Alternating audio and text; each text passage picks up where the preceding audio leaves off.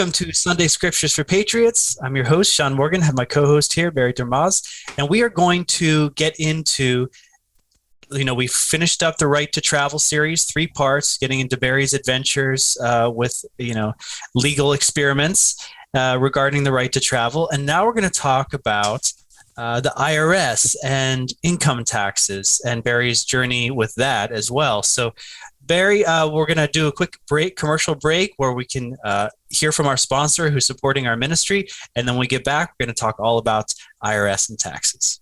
Gold is near all-time highs. Has it reached its peak? Did you miss the boat? No, I don't think so. The exploding debt, change in the interest rate cycle, political and economic turmoil have caused the current move in gold. And those things are getting worse. In fact, Citibank projected gold to hit $3,000 an ounce over the next 12 to 18 months.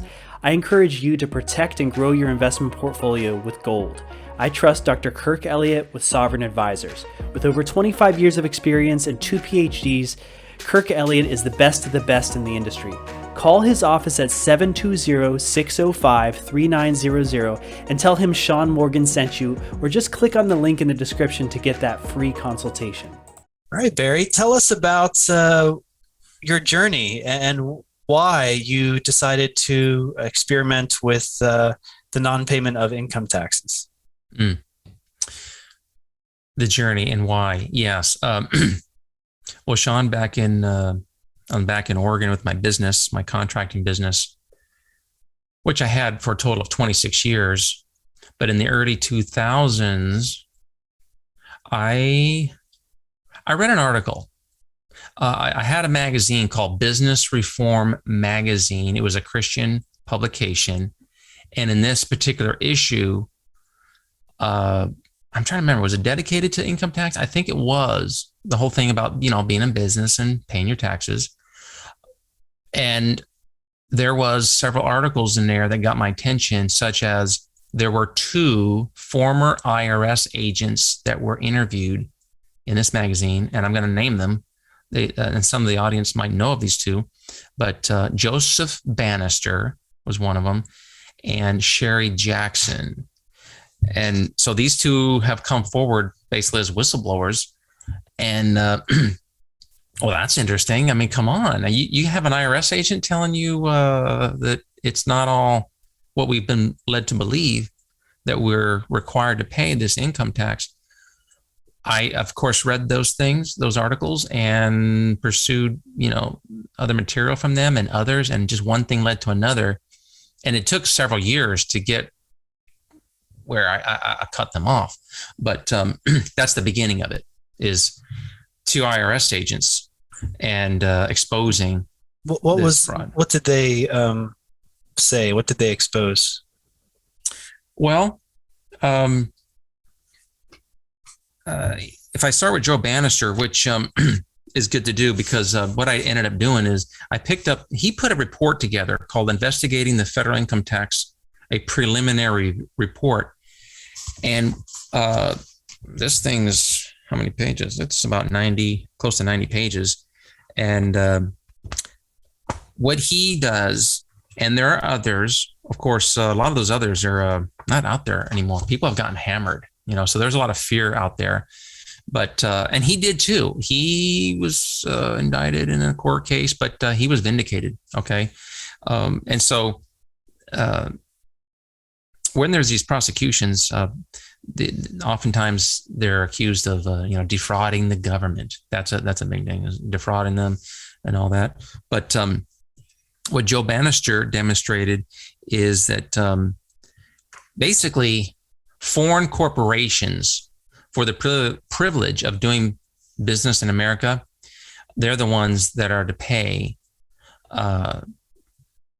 this federal income tax. And I believe too that if you work for a federal jurisdiction, or maybe even state jurisdiction, that you should pay there for the privilege of having a guaranteed livelihood. Okay, so, but he put together this preliminary report, and I haven't looked at it in a while, but it was helpful to get this I see, I was already studying, biblical principles of government, right? So here, this program about Christian self-government, I was already on that track of understanding our history of self-government, individuality, America's heritage of Christian character, and then property, and understanding that property has an external side and an internal, and the internal side is your conscience versus the external side of material things. Okay. So,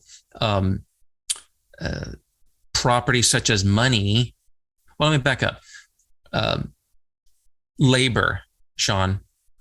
This whole income tax is supposedly because, your labor is taxable. Okay. Well,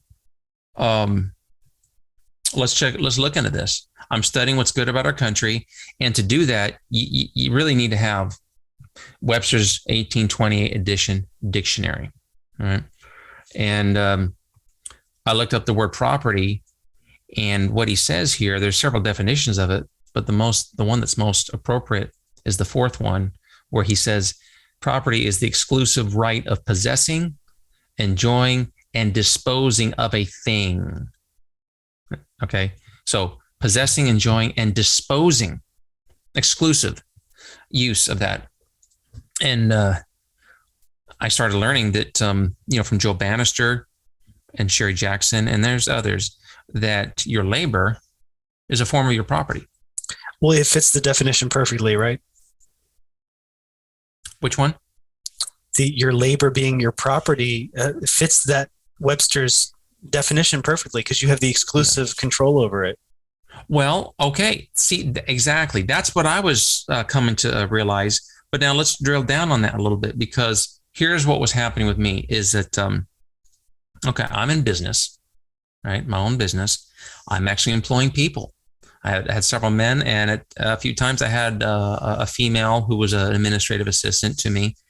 And one of the areas here when it comes to income tax that was coming to my mind, that again, listening to Joe Bannister, understanding what is property, Sean, I started realizing, now hang on here.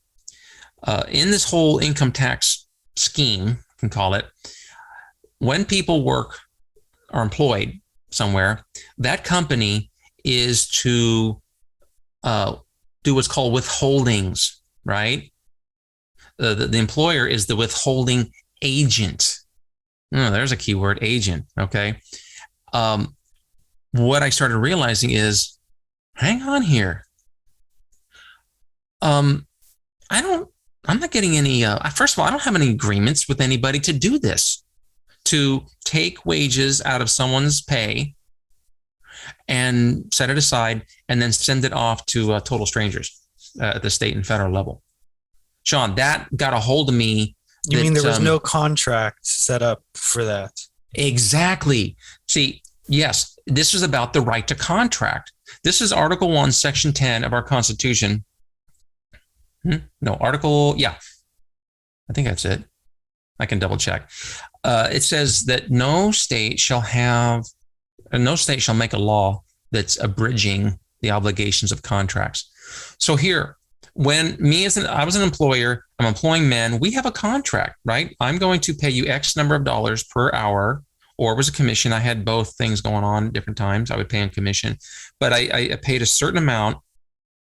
We agreed I was going to pay him a certain amount, but then guess what? When it came time to pay him, did I pay him that gross number I told him, or did my payroll service, which I had at one time, they did all the accounting, and there's FICA and there's Social Security and there's, what's the other one? There's a couple of, Social Security things, Medicare. Oh, that's right. Medicare, Medicaid, right? When you look at the detail of your paycheck, for those of us who are employed, those who are working for others, you see the breakdown on that stub typically, right? And what I realized is I was not giving these men what I said I was giving them. Their gross hourly. They're actually getting much less than that. Okay. Well, that started to bother me. Like, wait a minute. I'm saying one thing about they're going to make so much money per hour, but then reality, they don't, because again, go back to the word property. Are they having the exclusive use and disposition of their property? No, somebody else is saying we get a piece of the pie. Yeah. Okay. Whether back there it was the state of Department of Revenue there in Oregon, or the federal government, or even let's say licenses. That there's that part, because in Multnomah County, where I lived for so many years, that's the stronghold there of the whole state of Oregon, Multnomah County. So if there's anybody there listening, I feel your pain in Multnomah County, Oregon. It is a ugly, deadly liberal stronghold, and it is just, I just say it's satanic. It carries the whole political, machine there in Oregon, just that one county. Okay, but it was bothering my conscience that I was not actually giving them what I said I would give them. And so I started realizing that there's a form of theft going on here. There's I'm being a withholding agent, and yet I don't have a contract. Who's paying me for this service, Sean? I was providing a service. Yeah, you were. To state and federal taxing agencies, but I'm not getting paid for that. I'm not getting compensated. So right there, like there's a lot of angles to look at this. And there's this state interloper involved in these private contracts between people. Yes. They're interloping in your private contracts. Well, yes, they are. But you know what, Sean? We actually give consent to that. We did this 3-part series on travel, and we talked about our common law. We talked about William Blackstone, and that to have an injured party, to have a true crime, you must have an injured party. All right. And so in this area of income tax in your labor, there's no injured parties here either. I mean, it could be, but I mean, you mean if people just go along with it, it's basically consent. So right. There is no injured party. But if people say, wait a minute, I never agreed for you to take a third of my property, then there is an injured party, right? So it all depends on your interpretation of what's going on.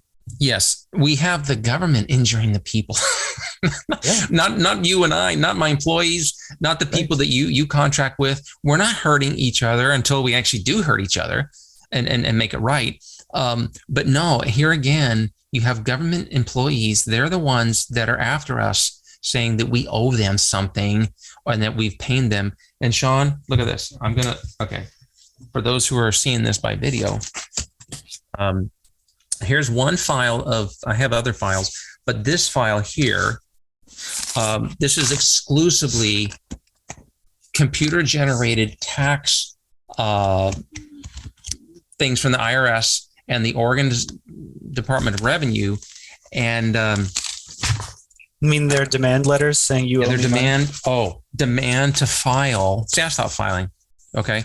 They demand to file. And I'm going to grab one of these here. So they keep on asking for you to contract with them, and you just don't want to contract with them. Well, I'm working. My mind is being renewed, and my conscience is starting to bother me. And it took me several years. I'm drilling down. I'm studying. So started out with that magazine article in Business Reform magazine. I learned about these former IRS agents. They're blowing the whistle. I watched the movie Freedom to Fascism. How about that one? Did you see that? No. Oh, come on, friends. If you haven't seen that, Sean, Freedom to Fascism. Yeah. That's a good documentary that, and Joe Bannister is in it, and maybe Sherry Jackson. There's a couple of lawyers. Peter, I met with a lawyer in Lake Tahoe, Peter Gibbons. Yes, I met with him.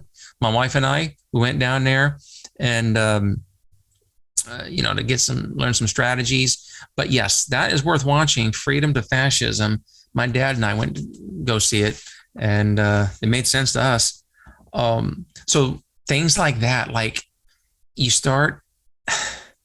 people are out there exposing this, the fraud of the federal income tax. And so, once I stop filing and I get their demand letters, then I get this one, notice of a federal tax lien, and this is about the house that I lived on. And what I began to see is, first of all, this tax lien is for like over $1 million. It's so cool having these forms. I learned that listening to some credible people that the IRS is mostly bluff. About 99% is bluff. And, but if you don't know, that conjures up fear. If we don't know about this. And look, Sean, I'm a student of of the Word of God, of our history and our Constitution. And in our Constitution, we're to have domestic tranquility here. Okay. Well, I'm not seeing it. What I see is domestic terrorism. Okay, let's get clear on, there is foreign terrorism. We've had that. A lot of that was under Obama and whatnot. And President Obama, we had a lot of terrorist activity here. But I know now that IRS is domestic terrorism on this land when you can lose your house, your land, your business.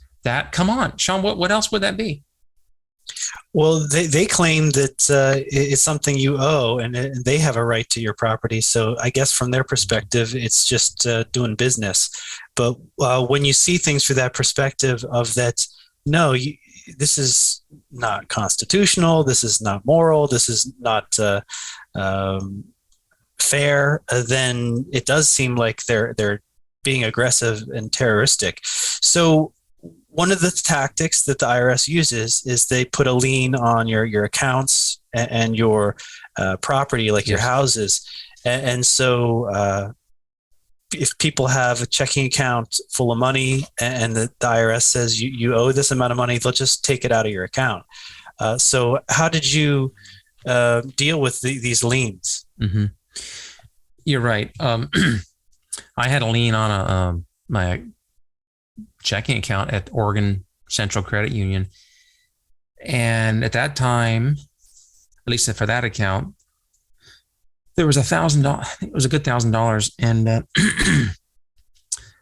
they stole it. But okay, so before that, yes, I have losses here. Okay. I've been in the fight of the faith, That's what it is. Okay. And I wrote a letter to the CEO of my credit union, Mr. Klein. I remember, Mr. Klein. And I took the IRS lien and turned it over. On the back side, there's these sections. It's I think it's 6331 and something else. But there's a section in there that's missing. I'm doing more research. They selectively, the IRS leaves out certain sections of their code to make it look like everybody is subject to these liens and to the income tax. But I know now otherwise, the manipulations to even the code, that code doesn't apply to us. It applies to very select people, very few people. Most Americans are not required to pay the federal income tax. I know that now without question. Okay. But my CEO president of the credit union, he says, and thankfully I heard back from him. He says, "Oh, my hands are tied," like this, right? And he says, that's for the legal department to take care of. So here you go. I'm a business owner. I reach out to the CEO of my bank, my credit union. He cannot give me a substantive answer. And I even give him a copy of the lien to show him where this is fraudulent. It doesn't apply to me. And I'm doing the best I can. I don't have a lot of money to get my own legal team. I'm being my own junior lawyer. Okay. And I did everything I could. So yes, $1,000 or more was stolen there. And when it came to the house, Sean, reality was breaking forth to see that that dastardly social security number is on everything. So when, if you don't fill out the IRS forms, well, then they'll contact your mortgage company, right? They contact your bank, like I said. And from the mortgage company, I'm getting paperwork from them. They have to, by law, let you know that they've been contacted by the IRS. So here's what's going on, Sean, is I'm seeing over time how entangled every stinking piece of thing that I supposedly own is beholden to total strangers. I was just going to say what came to my mind was, well, if you didn't have your money in the bank, then they couldn't have stolen it from you. Yes. Like if you had cash or silver, gold or crypto or some other form of value and you were having personal control over it, then there's no way they would have been able to. But it's because you used Mm-hmm. the banking system Yes. that they were able to easily attach to that. Now, did you own part of your home, and then they were able to take your home away from you? How did that work? Yes. Well, okay. If the listeners don't remember, if they just don't know, where some of this ultimately culminated to in my life is that we moved to Japan. And that came about because I was crying out in prayer over this and more egregious things with Christians in the church that attack my business. So that's a whole nother subject, which John, let's put a note on this. There's some gross ethical violations and theft by Christians. And we can do a couple of episodes on that. And because I see with what we're doing here at this program, and it's a problem solve, we're overcoming America's enemies with Christian self-government. The enemies are not where we think they are exclusively. Like, there are enemies up close to us, and I've been attacked. I've been stolen from those people, and I want to go there when you're ready to go there. Okay, so but you had a house. You were paying your mortgage payments. You had equity in this property. $110,000. $110,000. And what happened? They took the $110,000. They took the property? No. So like after, was it 8 years on this house, a 30-year mortgage, I had $110,000 paid. Of course, most of that is, the principal up front, right? What happened is that I tried to sell the house and it wouldn't sell. In 2008, if you remember, I don't know. Yeah, I remember. You remember 2008, the market crash? Yeah. It hadn't recovered by 2012. And that's where that was. See, in 2011 and 12, we were preparing to go to Japan. So it took us almost 2 years to liquidate our life. But in 2011, I got the reality of answered prayer, crying over things before my king. And so even more so, I'm not paying I've cut them off since I think 2006 or 7, right around there. All right. So they didn't come and take the house. Basically, Sean, I gave it back to the mortgage company because you couldn't sell it. Right. Well, okay. This conversation is reminding me of things I've forgotten that I did. So it's just coming back to me. The economy is going down south. I'm losing accounts. I can't keep men employed. I had 5-6 employees in my heyday, and I'm losing guys. I can't keep them. And, but you know what? The mortgage, they want their money. The IRS, they want their money, but now my funds are diminishing. So in relation to the IRS and the income tax, Sean, I started looking at my mortgage papers, like maybe for the first time, really reading over line by line. When you're at the closing with the title officer, they scroll down the page with their pen and they have your initial at the bottom. You don't read that page, and there's so many of those pages. They explain it, and you're believing them. It's like we're not doing our due diligence with these title officers. I mean, with these mortgage papers, and so I'm going back through that thing. And you know what? What I concluded, because the house wasn't selling, it was a depressed market, that the house is collateral if you default on the loan. That's right, when you borrow, okay, like that. So that's collateralized debt. And I did my own, I went into the scriptures, and because, I want to be a man of my word, loyal, faithful, pay my debts. But by right of contract, Sean, and it's really cool to come back to the right of contract. We can unpack that. I realized, you know what? I was not doing anything unethical by giving the house back to the bank, because by right of contract, the bank has agreed that in the event that the homeowner defaults, they take the house. And so that's the terms of the agreement. Okay. Yeah. All you have to do is stop paying your mortgage and they'll take it, right? Right. Well, no, it takes a while, actually. It can take over a year. It can, and actually that's the final result.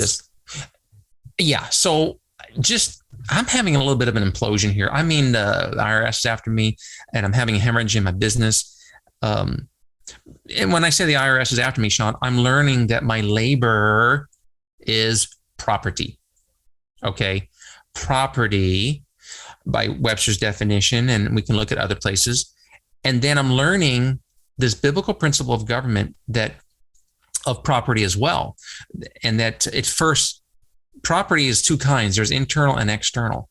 And so before we start losing our material property,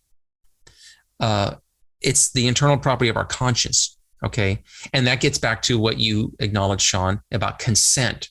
See, we're paying so many things that we think we're expected to do, we're expected of us. And that's just how we grow up. You're supposed to do your, what is it? Do your duty to your country by paying your income tax. Well, Sean, I started realizing that, those tax forms, they're in the library and in the post office, and nobody is forced me to take those forms. They're there in those boxes. And I just realized, look at that. No one's compelling me to pick those.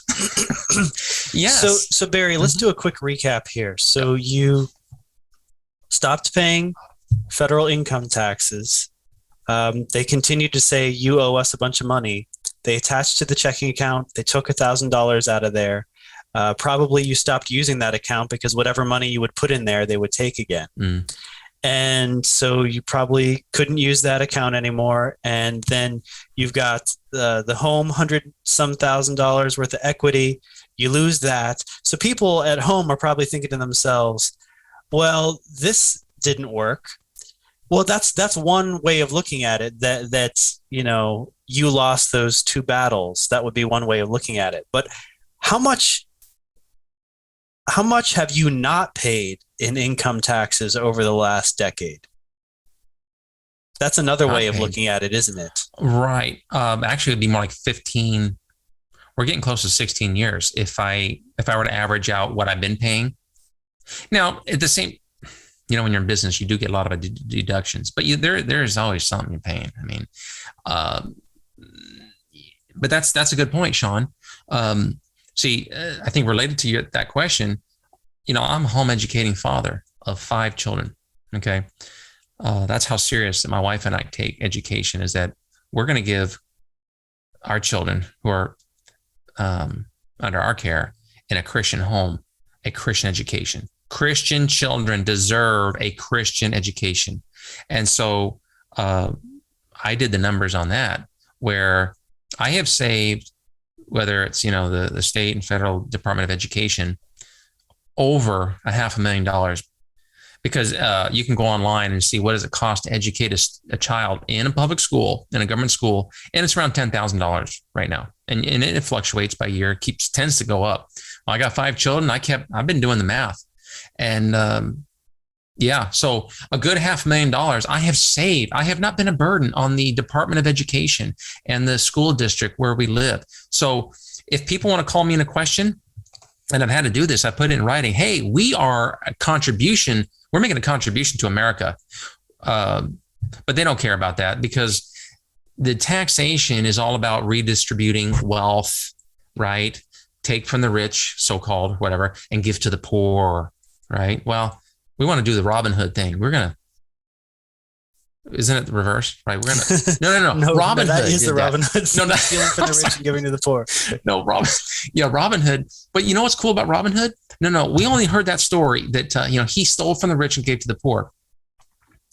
No, actually, what he was doing, he was taking back from the rich what they had stolen from the poor. That's the more accurate story. Yeah, and my children know this. We've watched many versions of Robin Hood, and there's a whole series of with Errol Flynn. I can't remember some of these guys, but the evil empire. They have their version of history, and then there's the true history, right? So I'm believing that he was just taken back, and that's what he was doing. He was an outlaw by the law of the city, but he was living on the law of the land with his mighty men, with his merry men. Okay, David had his mighty men. Robin Hood had his merry men. So we need mighty merry men, Sean. That's what we're cultivating here. Well, yeah, this is something I haven't personally tried yet. I'm in a particular situation where my wife's applying for a green card.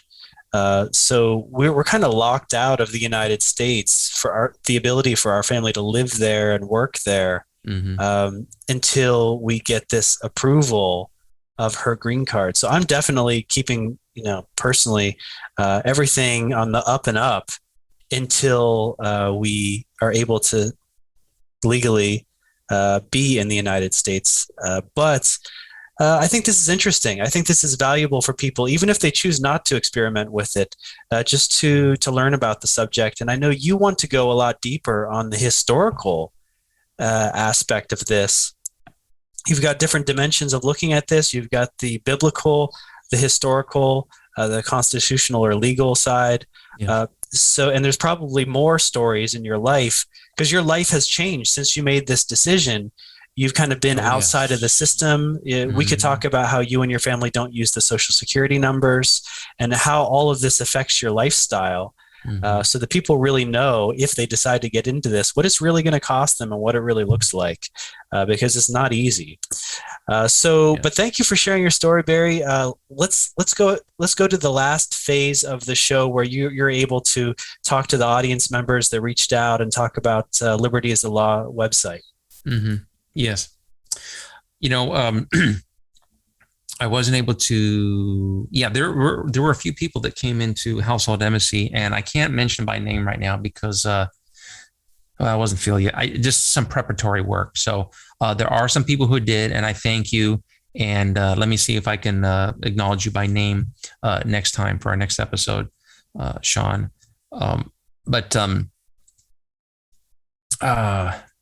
Actually. Yeah. So at libertyisthelaw.us, if you are attracted to the things that we're discussing here of, reclaiming our self-governance, this is what I do. All right. But Sean, it's important that the audience understands that, getting your own home dialed in, governed well, is your first course and first remedy of defense against the attacks to your family. All right. So even though, this exploit with the IRS. So you got to get right with your wife and kids before you get right with everybody else. Exactly. The first response to evil is self-government. So as much as ugly things are being done to all of us, Sean, you get a hold of yourself first. That's the fruit. That's the Spirit of God governing you, which is called self-control. And from there, you start looking out with your relationship with your king and see where can you take other areas. See, it's not an either or, it's both and. You deal with yourself first, and then you're going to help your wife and your children. And then, who are these people outside of my home that are wanting want to suck something out of my home, whether my energy or my property? That's how it works. Okay. So people can get bent out of shape going, head over heels about what's going on outside their home. But what we're about, my family ministry, is helping you get order in your home. So when you go to our website, it's the rebuild page. Okay, there's lots of information there on the rebuild page of all kinds of things that I have tremendous experience of helping people bring order to whatever's trying to disturb your life, whether it's your own self, and that's about your relationship with your King, Jesus Christ, if you have it. Okay. And if you don't, I can help you there. All right. Then your relationship, your marital union, that's with your wife, and then with the children. So, and that's Sean, you're a young man with your young family. It's you can't just take it for granted. You have to invest in it. You have to be very intentional with the troops in your family. So when you go to the rebuild page, I list by your self-government, the marital union, the children, and then your business. If you have a business, okay, I can help you in all those areas. And I'm offering, 30-minute, no obligation. Just talk to me, and let's see if I can help you. Let's just, reach out to me. I can help them there, Sean. And I have tools in that, digital and paper-based tools, to help people take back ground for King Jesus in these areas, these jurisdictions. Okay. So that's what I excel in. and that's how we'll take America or Canada or any other country, because we have people coming into Household Embassy from Canada and a few other places. And so this is the beginning of a renewal with all the corruption that's going on with masking, vaccines, and all that wicked stuff. Don't get so worked up about that ultimately. And yes, we're not happy about it, but let's come together and let's build community. Let's rebuild your family as a government and strong. And that's what we do. Okay. That's great. And you offer the free consultation on there as well. Yes. Yeah. There's on the rebuild page, when you scroll to the bottom, after all these processes that I'm skilled in, and whether it's me or my wife or others in my family, I invite people for a 30-minute discovery and dialogue. That's all it is. Discovery and dialogue. And I want to make friends. And Sean, there's a few of people who are subscribed to, all your good work that have come into, supporting our ministry. And I just feel compelled to mention Satomi Hiromi up in Canada, BC. And I hope, Satomi, you don't mind me mentioning you there. But as a precious woman who we're having extended conversations and support. And thank you for that. And not everybody can do what everybody else can do, but do what you can. And at the same time, just avail yourself to the information I have that I'm making available. Sean, when people join Household Embassy, which doesn't cost them anything, they get access to tools that are embedded in when you log in. There's tools there. If people want victory over traffic, let's get, we just talked about this. I mean, the right to travel. You become a member of Household Embassy, you will see a folder there where you can, it's my abatement that I had help creating, and to be able to write papers these lawyers can't answer. Okay. Cause you're setting up your own court, you're establishing your authority, and you're rebuilding. This is what we're doing. We are rebuilding. Yes. And also stuff with passports and voter registration card, getting them without social security number, getting them on your terms as a state citizen and an American national. Yeah, what you're doing is really, you're at the cutting edge here with getting independent from the beast system. Mm-hmm. And we're getting to a point where it might end up being necessary for millions of people to figure this out, where the beast system is saying, hey, you need to get this experimental, gene therapy injection, mm-hmm. Frankenstein shot. We have no idea what's in it. And if you don't get this shot, then, you can't work, you can't participate. And they're labeling parents who are standing up to this system, this subversive system. They're labeling the parents as domestic terrorists. So just by living in truth and being independent, you already have a target on you, And so yes, it's just good to learn from someone like you, Barry, who's already been at this for 16 years, experimenting and figuring out how to be independent, mm-hmm. because we might need to avail ourselves of some of these strategies as just a result of the changing political and economic environment. One example is that I'm expecting to get kicked off of PayPal. This is one of the main ways that I make money. Mm-hmm. And I've seen colleagues of mine who do the same work as me, they've been kicked off of this platform. And it's really, really difficult to do business on the internet without PayPal. It's a centralized control mechanism. And so we're looking at crypto, we're looking at barter, we're looking at parallel Christian economy, and all these different options to be independent from the beast system.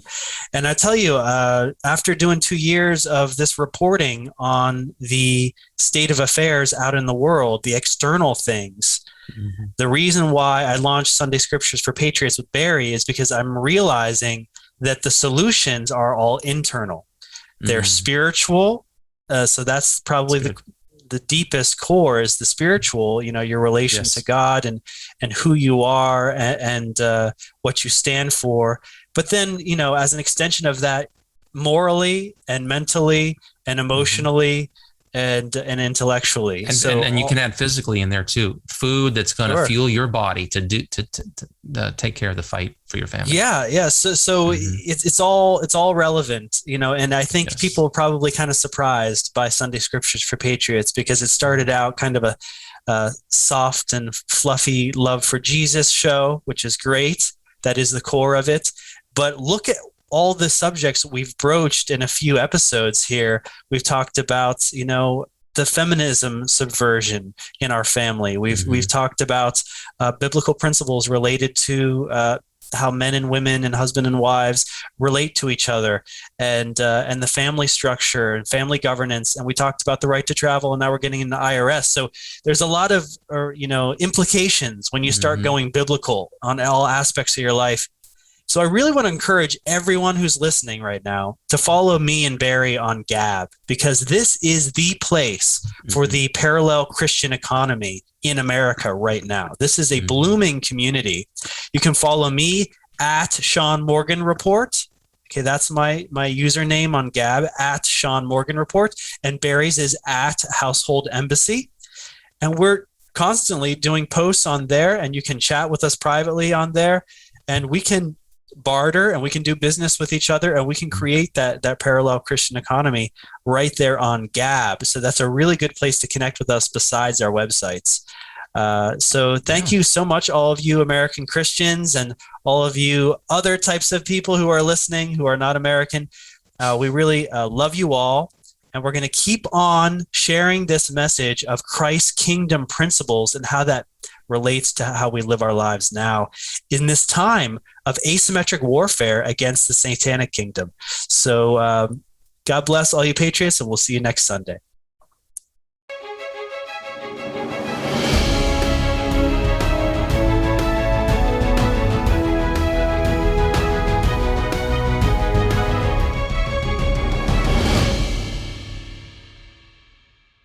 Thank you for being a part of our Christian self-government ministry by supporting our sponsor. A way to support the channel and be able to get a really great experience of waking up every single day with the Great Awakening Gourmet Coffee. So this is the website, thegreatawakeningcoffee.com. You go here, you click on Get Started, and then it takes you to the next step. You choose whether you're going to buy the coffee for your home or your office. So we'll just click Home for now. And the website will load here. And by the way, this company is totally Patriots owned. So that's what I really like about this company. You can choose what kind of coffee you want, ground, whole, or the K-cup. So we'll just choose ground. It's the easiest. That's the way I buy it. And then you can pick the kind that you like. I prefer the Washington blend, South America blend. Click on that. You put in the size that you want, 1 pound or 2 pound. You can subscribe so that it sends the same amount of coffee at the same time every month. And then click subscribe and save. Then click on view cart. Make sure you put in the coupon code QFAQ to get a discount. And then proceed to checkout, and you know how to handle the rest with your credit card. It's that simple. You know what's going on right now with the corporate coffee is they're donating a bunch of millions of dollars to Black Lives Matter. So ditch the corporate coffee. Check out thegreatawakeningcoffee.com. Support the Patriots. Support this channel. Thank you so much for your support. God bless.